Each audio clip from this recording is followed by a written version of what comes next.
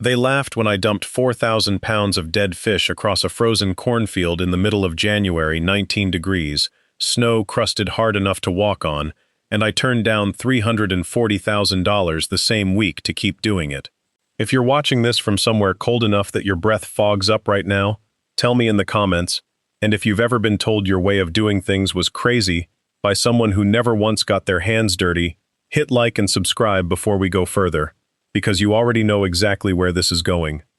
3 things were happening at once that winter, and I need you to hold all 3, because they don't resolve together, and if I told you now how they end, you wouldn't believe me.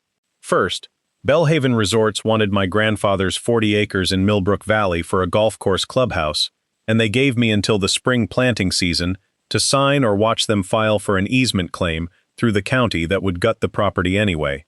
Second, everyone from the county extension office to my own neighbors had already decided I was a grieving girl playing farmer with a dead man's notebooks, and they were building toward a public humiliation I hadn't seen coming yet. Third, and this is the one that mattered most, somewhere under 6 inches of snow, buried in rows I'd dug by hand with a mattock because I couldn't afford a tiller rental, was a method nobody in that county had used since before my grandfather was born, and it was either going to save everything or prove them all right about me. My grandfather, Walt Ashworth, died in March, 2 years before any of this, heart failure in the equipment shed with his boots still laced. He left me 40 acres of corn and orchard ground 11 miles outside a town called Millbrook, Ohio, population 1,900, and 11 leather ledgers going back to 1961, filled with his handwriting, never a feeling written down, never a word about my grandmother who died before I was born, just weather, soil temperature at 6 inches down, the exact day the killdeer nested, the year the creek ran brown in April instead of March. He never once wrote, "I love this land." He wrote, "Ground remembers what you feed it, good or bad, longer than you'll be alive to see." I read that line so many times the ink smudged where my thumb kept landing on it. I was 26 when he died, working an insurance claims job in Columbus. I didn't hate but didn't love either, and I drove out to Millbrook that first weekend, expecting to sell within the year. The drive took 2 hours and 11 minutes, and I remember every mile of it because I'd made that same drive maybe 40 times as a kid, half asleep in the back seat of my mother's car, and this time I made it alone, gripping a steering wheel with hands that hadn't stopped shaking since the funeral home called. The house smelled the way it always had, cedar and old wood smoke and something faintly like machine oil from the equipment shed 30 yards off the back porch. And for one long moment standing in that kitchen doorway, I expected to hear his boots on the linoleum. Then I found the ledgers stacked in a cedar chest under a canvas tarp in the attic, 11 of them, spines cracked soft from 4 decades of handling, and something in me refused to let a stranger's name go on that land. I quit the Columbus job in June, gave up a 1-bedroom apartment I'd barely furnished, and by October, I had $4,012 in savings, a farmhouse with a roof that leaked exactly over the kitchen table whenever it rained from the northwest, and a county full of people who'd known my grandfather 40 years and looked at me like I was wearing his coat wrong, too big in the shoulders, hemmed at the wrong length, borrowed rather than earned. I didn't know how to run a combine that first autumn. I didn't know the difference between a nitrogen deficiency and a potassium one just by looking at a leaf, not the way he could from 15 feet away without slowing his walk. I learned it the only way there was left to learn it, by candlelight some nights when the power flickered, one ledger open on my lap and a legal pad beside it, cross-referencing his weather notes against the almanac, matching his soil readings against what I measured myself the next morning with the same steel probe, until the gap between his knowledge and mine started, slowly, to close. My hands blistered that first month from a shovel handle I hadn't yet learned to hold right. I kept working anyway, because stopping felt like the one thing he'd never once done in 41 years of entries, not during the drought of 1988, not during the year my grandmother's name simply stops appearing in his handwriting altogether, not ever. Mr. Hargrove came in November of my second year, driving a white Range Rover up a gravel drive that ate his tires, wearing shoes that cost more than my monthly grocery bill, shoes that sank straight into the mud by my mailbox, and stayed sunk while he tried to keep talking like it wasn't happening. He introduced himself as Regional Acquisitions Director for Belhaven Resorts, said the company was assembling 400 acres across the valley for an 18-hole course and a lodge, said my 40 acres sat right in the middle of their planned back nine, and said the number $340,000 like it was a favor he was doing me. I told him the land wasn't for sale. He smiled the way people smile when they've already decided your answer doesn't count, and he said, "Everybody has a number, Miss Ashworth. You just haven't found yours yet." Then he handed me a card with a deadline scrawled on the back in blue ink, April 15th, the following spring, and told me the offer dropped by 10% every month I made him wait. I kept that card. I still have it. That same week, a livestock hauler I'd hired sight unseen off a listing in a farm trade paper backed a flatbed truck into my north field and started unloading crates of fish, gizzard shad and carp, 4,000 pounds of them, netted from a reservoir kill-off 2 counties over, the smell hitting me before the tailgate even dropped, thick and briny, and wrong for January. My hands were already numb from the cold, and I stood there watching this driver look at me like I'd lost my mind, and honestly, for about 10 seconds, I thought maybe I had. But I'd read the ledger entry from 1974 4 times already. Buried fish under frost line, 3 rows, north field, corn came up 9 days early, ground never froze past 4 inches under the rot. My grandfather hadn't invented it. He'd learned it from an old-timer named Percy Odom who learned it from his own father. A technique older than any fertilizer bag sold in that county. A technique everyone had simply stopped using because it was slow, ugly, and smelled like a mistake for 6 weeks before it smelled like anything else. Dr. Ellis Prentice from the County Extension Office showed up on a Tuesday in late November, invited by a neighbor who'd called the office directly to report some kind of dead fish situation on my property, like it was a public health matter.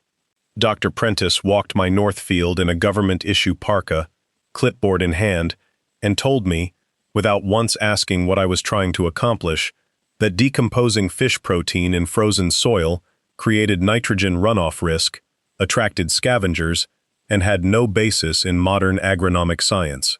He said it in the specific tone people use when they've mistaken condescension for expertise.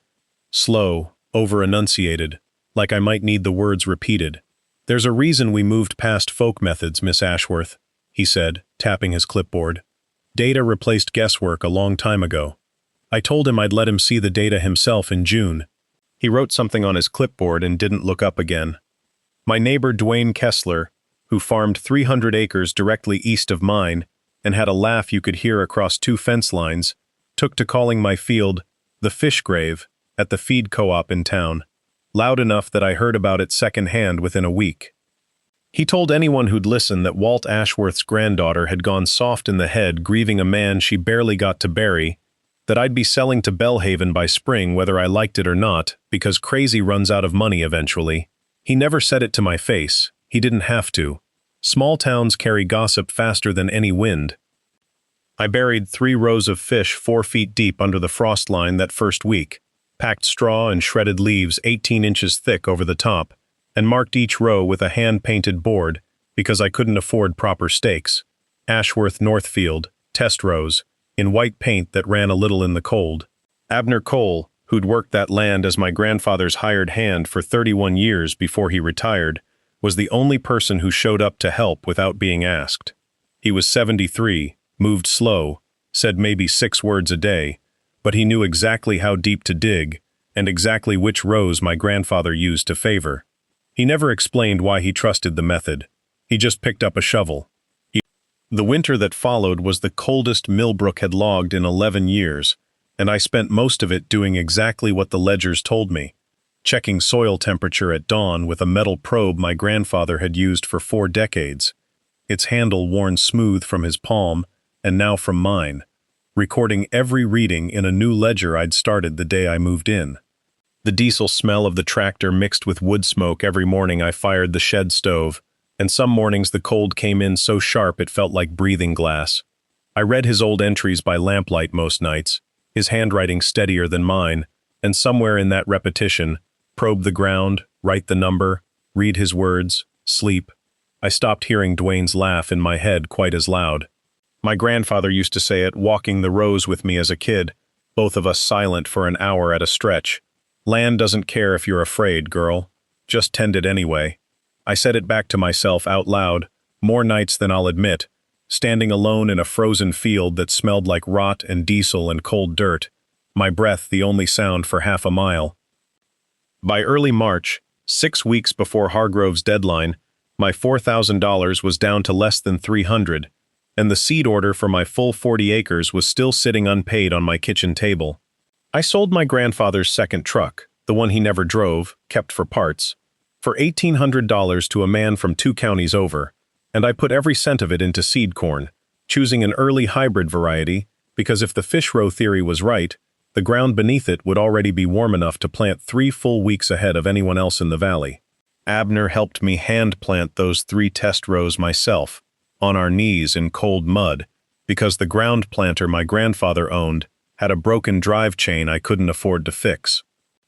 The cold that January cut differently than any I'd known in Columbus.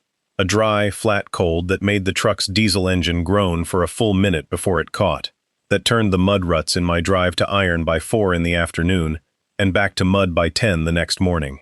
I remember the sound most of all, crates scraping off the flatbed, fish scales catching gray winter light for half a second before disappearing into a wheelbarrow, the particular wet slap of a shovel packing frozen earth back down over 4 feet of buried carp. My fingers went numb inside 2 pairs of gloves within 20 minutes each session, and I'd go inside at dusk and run them under lukewarm water until the ache turned to a needling burn, what meant they were coming back to life. Abner never once complained about the smell, though I caught him wincing the first week, the way anyone would. By February it had faded into the ground and stopped bothering either of us. I checked those 3 rows every single morning before coffee. Probe sunk to the same 8-inch mark every time, writing the number down even on mornings it hadn't moved, because my grandfather's ledgers taught me that the months where nothing visibly changes are the months the method is actually doing its work. Underground, invisible, patient, in a way nothing about that winter felt easy. Then, on the 12th of March, a company sedan rolled up my drive, and out stepped a woman in a charcoal blazer who introduced herself as Corrine Vale, junior counsel for Bellhaven Resorts. She was polite in the specific way lawyers are polite, right before they threaten you. She told me Bellhaven's surveyors had identified a boundary ambiguity along my north property line, the exact field where my fish rows sat, and that the company intended to file an easement petition with the county unless I signed the sale agreement within 30 days. She called it just paperwork, nothing personal, while standing on the exact ground she was trying to take from me. I told her the boundary had been surveyed and recorded in 1961, the year my grandfather bought the land, and that she was welcome to check the courthouse records herself. She smiled the way Hargrove had smiled, wrote something in a leather folio, and left without answering.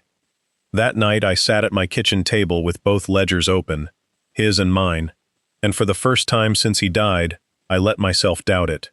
Not the science, the whole thing, whether I was really carrying on something he built, or just too stubborn to admit I was drowning a man's memory in fish guts and frozen dirt, while a company with real lawyers circled my one shot at keeping the only home I had left. I sat there long enough for the lamp oil to burn low, and then I found the entry from March 1979, written the same week, I checked the date twice, that Percy Odom had died, buried him proper today, kept his rows going anyway. Some things you don't stop just because the man who taught you did. I closed the ledger, banked the stove, and went out at 5 the next morning to check soil temperature like nothing had happened, because nothing had. That was the whole lesson. You don't stop. If you've ever kept something going after everyone told you it was already over, a business, a promise, a piece of land, a person's name, comment where you're watching from and hit subscribe, because the next part is where all 3 of those threads I gave you at the start finally start pulling tight, and you don't want to miss where they land. The first week of April, my 3 test rows broke ground 9 days ahead of Dwayne Kessler's full 40 acres, and 11 days ahead of the earliest planting anyone in Millbrook could remember. The corn came up thick, deep green, stalks already knee-high by the time most of the county had barely gotten seed in the dirt, because the frost line under my fish rows had retreated nearly a full foot deeper than anywhere else in the valley, the decomposition throwing off just enough heat, just slowly enough, to keep the soil workable while everyone else waited on nature to do it alone. Dr. Prentice drove out again on April 9th, saw the stand for himself, and told me, I wrote this down word for word that same night, that early emergence like that was statistically within normal variance and not indicative of methodology, standing in a field that proved him wrong while he said it. Then, on the 18th of April, Millbrook got the hardest late frost in 41 years, 22 degrees at dawn, ice on standing water, a full 9 days after the county's average last frost date. Dwayne Kessler's freshly emerged corn, planted on schedule, with conventional fertilizer and no insulation beneath it, froze at the root collar across 210 of his 300 acres. 6 other farms in the valley lost between 40 and 80% of their early stands the same morning. I walked my north field at 6 a.m., with frost crunching under my boots, certain of what I'd find before I found it. My corn stood green, untouched, the deep, slow-released heat beneath it holding the root zone 3 degrees above freezing all night. Abner met me at the fence line without a word, and just nodded once, which from him was practically a speech. By the last week of April, the county's crop insurance adjusters were photographing dead corn on 6 different farms, and Belhaven's surveyors, the same ones Corrine Vale had sent to draw a boundary line through my north field, were photographing mine too, though not for the reason they'd planned. Word moves fast at a feed co-op that just lost a season's income. Dwayne Kessler stopped telling the fish grave joke. Nobody laughed anymore. The county extension office called an emergency growers meeting for the second Saturday of May at the co-op grain elevator, ostensibly to discuss frost damage insurance claims, and Dr. Prentice asked, not told, for the first time, if I'd present my planting data alongside the county's official frost report. I said yes. I brought both ledgers, 41 years of my grandfather's handwriting and 18 months of my own, plus soil temperature logs I'd kept every single morning since October, plus a yield estimate from an independent county grain buyer who'd walked my rows the day before and put my projected bushels per acre at nearly double the valley average for that planting date. Hargrove was there. I hadn't expected that, but Belhaven's back 9 plans depended on land values in that valley, and a season of catastrophic frost losses on 400 surrounding acres had just put a very different number on his spreadsheet. He stood near the back of the grain elevator in a coat that still looked wrong on that land, and when Dr. Prentice called me up to the folding table at the front, I watched Hargrove's jaw tighten in a way I recognized immediately, because I'd been watching him not listen to me for a year and a half. I didn't raise my voice once. I laid the ledgers open on the table, walked the room through 11 weeks of soil temperature readings against the county's official averages, showed the yield estimate next to Dwayne Kessler's own insurance-reported losses, which he'd filed publicly with the county 2 days earlier, and I said exactly one sentence about the method itself. My grandfather buried fish under frost lines because he understood decomposition generates heat slower and steadier than any fertilizer bag, and slow and steady is what survives a frost like the one we just had. Dr. Prentice, standing 3 feet from me with the same clipboard he'd carried into my field in November, said nothing for 11 full seconds, then admitted, in front of 40 growers and 2 Belhaven representatives, that the county's own soil temperature station, a quarter-mile from my property, had recorded the exact heat differential I'd described, and that he'd dismissed it in November as measurement error, rather than driving out to check my rows himself. The grain elevator smelled the way it always did in May. Dust and diesel and the sweet rot of last year's spilled corn in the cracks of the concrete floor. And 40 folding chairs sat mostly full, farmers still in field boots caked to the ankle. A handful of insurance adjusters clustered near the door with clipboards of their own. Somebody's radio crackled faintly from a truck outside the whole time I spoke. I laid my grandfather's ledger open flat on the table, so the ink was visible even from the back row, his handwriting steadier than any typed report, and I let the room look at 41 years of numbers before I said a single word about my own 18 months. Dr. Prentice's 11 seconds of silence felt longer than that in the room. I watched him look down at his own clipboard, then back up at the county's frost station printout he'd brought to disprove me, then down again, and I didn't fill the silence for him. My grandfather never repeated himself twice, and I wasn't about to start. Corrine Vale's easement petition, filed against my Northfield 6 weeks earlier, was quietly withdrawn from the county clerk's office the following Monday. I confirmed it in person, because I didn't trust a phone call to be true. And on the Thursday after that meeting, Hargrove's Range Rover came back up my gravel drive, and this time his shoes stayed on the porch step instead of walking into the mud. He offered $610,000 for the 40 acres, nearly double his original number, but this time he needed something specific, a supply agreement, not a sale, because Belhaven's investors wanted the resort's advertised farm-to-table program built around a documented frost-resilient grower, and the only one in the valley with 2 seasons of proof was me. I told him the land still wasn't for sale, and that if Belhaven wanted corn and produce off my acres, they'd sign a 5-year contract at my price, renewable at my discretion, with no easement language anywhere in it. He signed it standing in my kitchen 11 days later. He didn't smile the way he had the first time. If watching a man eat his own words feels half as good to you as it felt to me standing in that grain elevator, you already know what to do before the next part, because what happened over the following years is the part I think about most. 14 years passed between that grain elevator meeting and the morning I'm telling you this from. I never sold Belhaven the land, and I never sold the method either. 3 different agricultural media outlets asked to license or franchise the Ashworth frost buffer technique, and I turned every one of them down, because my grandfather's ledgers were never for sale, and I wasn't about to start with the one thing that came from them. I did teach it, though, freely, to 11 other growers in the valley over those years, walking their fields the same way Abner walked mine, refusing payment every time. Dwayne Kessler was the third of them, in year 4, standing in my kitchen with his hat in both hands, saying he was sorry for the fish grave line, before he asked me to teach him the burial depth. I taught him. Dr. Prentice left the extension office 2 years after that meeting, and now runs a private soil consultancy that lists traditional and regenerative methods on its homepage, which I noticed the first time someone sent me the link, and said nothing about.